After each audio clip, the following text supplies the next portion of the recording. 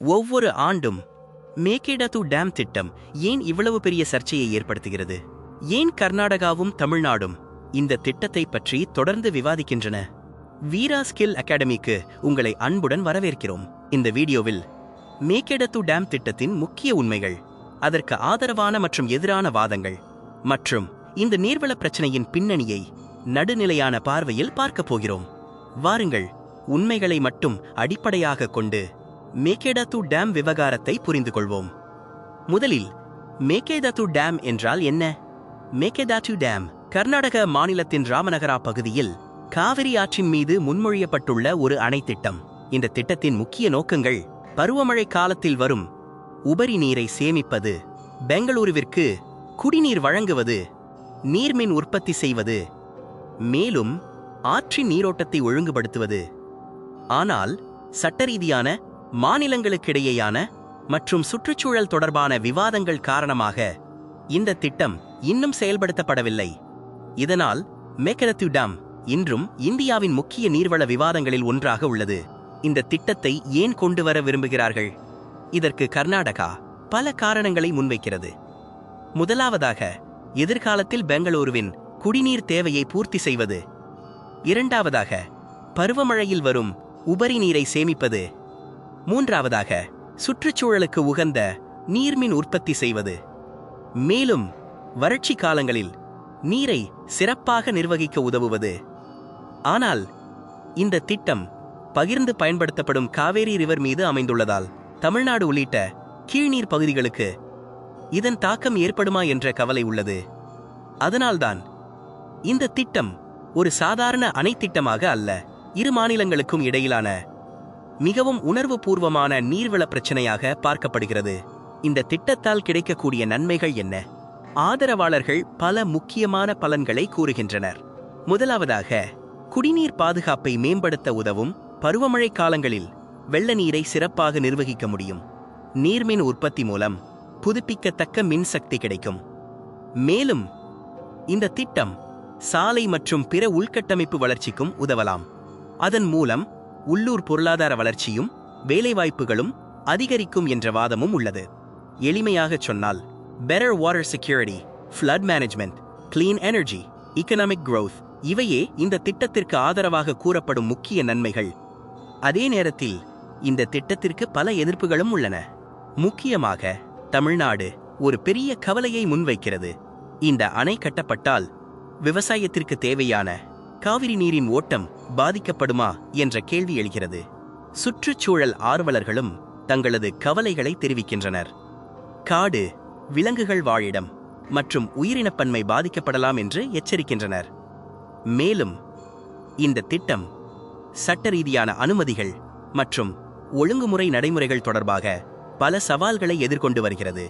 எளிமையாகச் சொன்னால், water sharing concerns, environmental impact, legal challenges இவையே Mekedatu dam திட்டத்திற்கு எதிராக முன்வைக்கப்படும் முக்கிய கருத்துகளாகும். இந்த விவகாரம் இரு மாநிலங்களுக்கு இடையிலான பிரச்சினை மட்டுமல்ல, இது தேசிய முக்கியத்துவம் வாய்ந்த ஒரு நீர்வள விவகாரம்.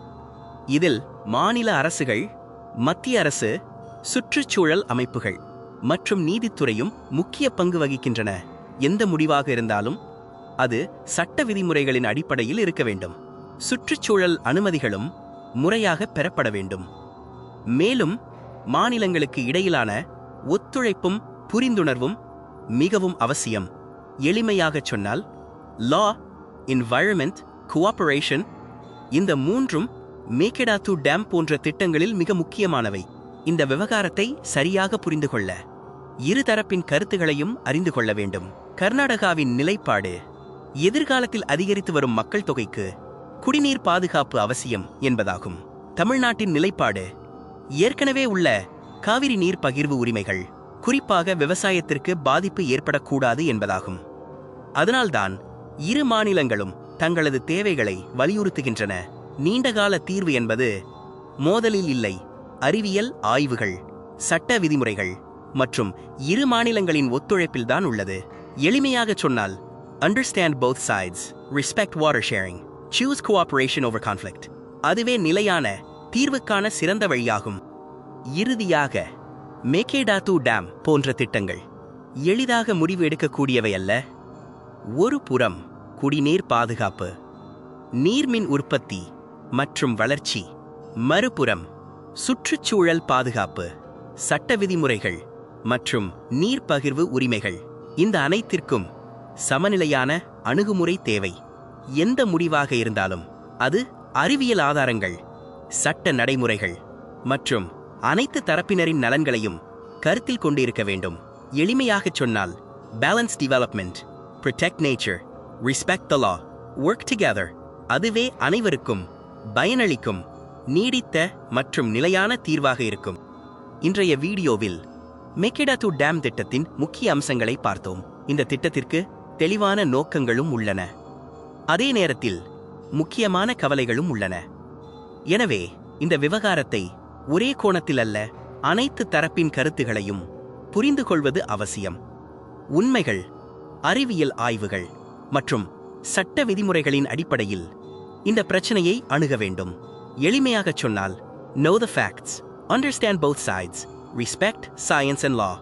அப்போதுதான் இது போன்ற முக்கியமான தேசிய விவகாரங்களை பொறுப்புடன் புரிந்து கொள்ள முடியும். இந்த வீடியோவை பார்த்ததற்கு மிக்க நன்றி. இப்போது உங்களுக்கான ஒரு கேள்வி: மாநிலங்கள் பகிர்ந்து பயன்படுத்தும் நீர்வளங்களை எப்படி சிறப்பாக நிர்வகிக்கலாம் என்று நீங்கள் நினைக்கிறீர்கள்? உங்கள் கருத்துக்களை கமெண்டில் மரியாதையுடன் பகிருங்கள். இந்த வீடியோ பயனுள்ளதாக இருந்தால் லைக் செய்யுங்கள், ஷேர் செய்யுங்கள். இந்தியா தொடர்பான முக்கிய கட்டமைப்பு திட்டங்கள், பொது கொள்கைகள் மற்றும் கல்வி சார்ந்த தகவல்களுக்கு வீரா ஸ்கில் அகாடமியை சப்ஸ்கிரைப் செய்யுங்கள். உண்மைகளை அறிந்து கொள்வோம், அறிவுடன் சிந்திப்போம். நன்றி. அடுத்த வீடியோவில் சந்திப்போம்.